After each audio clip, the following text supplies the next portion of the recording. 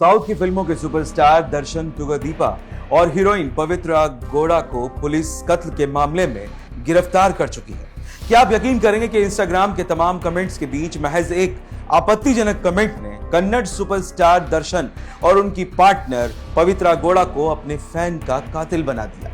दर्शन और पवित्रा के फैन रेणुका स्वामी ने इंस्टाग्राम पर कुछ ऐसा लिख दिया था कि कन्नड़ फिल्मों की ये स्टार जोड़ी खुद पर काबू नहीं रख सकी और दोनों ने मिलकर अपने एक गुमनाम फैन के खून से अपने हाथ रंग लिए। सोशल मीडिया पर किए गए आपत्तिजनक कमेंट्स सीधे दर्शन की पार्टनर और पत्नी पवित्रा गौड़ा को मिल रहे थे, जो पवित्रा को नागवार गुजरे। पवित्रा ने न सिर्फ इस बात की शिकायत दर्शन से की, बल्कि कमेंट्स करने वाले आदमी को सबक सिखाने के लिए भी उकसाया। बस फिर क्या था, किसी फिल्म के विलेन की तरह दर्शन ने अपने लोगों को काम पर लगा दिया और कमेंट करने वाले उस शख्स की पहचान पता करने का हुक्म दिया। असल में यह चित्रदुर्ग का रहने वाला एक साधारण सा नौजवान रेणुका स्वामी था, जो अपोलो फार्मेसी में काम करता था और यही वो रेणुका पवित्रा को एक फेक आईडी से इंस्टाग्राम पर गंदे मैसेजेस भेज रहा था। रेणुका स्वामी की पहचान साफ हो जाने पर दर्शन ने बेंगलुरु से करीब 200 किलोमीटर दूर चित्रदुर्ग के रहने वाले इस नौजवान को पकड़ने का काम अपने एक गुर्गे राघवेंद्र को सौंपा, जो चित्रदुर्ग में दर्शन के नाम से फैंस क्लब चलाता है।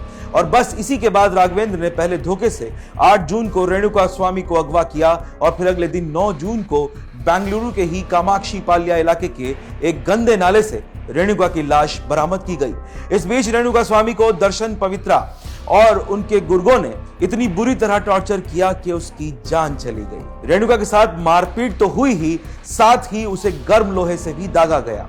खुद दर्शन ने पहले उसे पवित्रा के सामने ही बेल्ट से जी भरकर पीटा था और जब लगातार चल रही पिटाई से वो बेहोश हो गया तो फिर उसकी हत्या कर दी गई। पोस्टमार्टम करने वाले डॉक्टरों ने पाया कि रेणुका के शरीर की कई हड्डियां इस मारपीट से टूट गई थी और दीवार से टकराने की वजह से उसकी जो खोपड़ी थी वो भी फ्रैक्चर से युक्त थी। बेंगलुरु के एक शेड में जहां रेणुका स्वामी की हत्या की गई, वहां से दर्शन पहले ही निकल गया था, लेकिन जाते जाते उसने अपने गुर्गों को रेणुका की हत्या करने का हुक्म दिया था।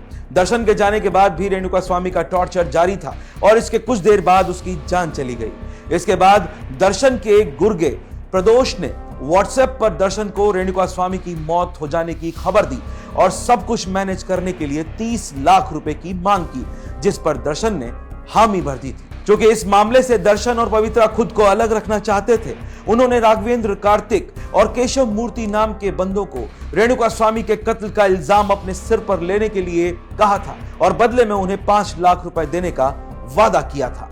दावे के मुताबिक जब रेणुका की लाश बरामद हुई तो तीनों बेंगलुरु के अन्नपूर्णेश्वरी नगर पुलिस स्टेशन पहुंचे और केस को घुमाने के लिए झूठी कहानी सुना दी। तीनों ने वहां सरेंडर किया था और बताया था कि उनका रेणुका स्वामी के 7 रुपए के पैसों को लेन देन को लेकर विवाद चल रहा था, जिसके चलते उन तीनों ने ही रेणुका की हत्या कर दी। लेकिन पुलिस ने इन तीनों कातिलों के बयान पर आंख मूंद कर यकीन करने की जगह उनके दावे की तस्दीक करने का फैसला किया। मनी ट्रेल तो चेक किया ही, जिससे यह पता चले कि लेन देन का मामला था या नहीं। तीनों के मोबाइल फोन की CDR भी चेक की गई।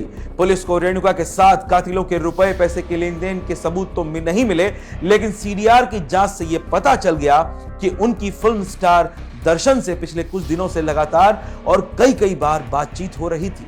यहां तक कि कुछ लोकेशन पर सबके मोबाइल फोन एक साथ नजर आए। बस यहीं से दर्शन भी जांच के घेरे में आ गया और जल्द ही इस पूरी कहानी का खुलासा हो गया।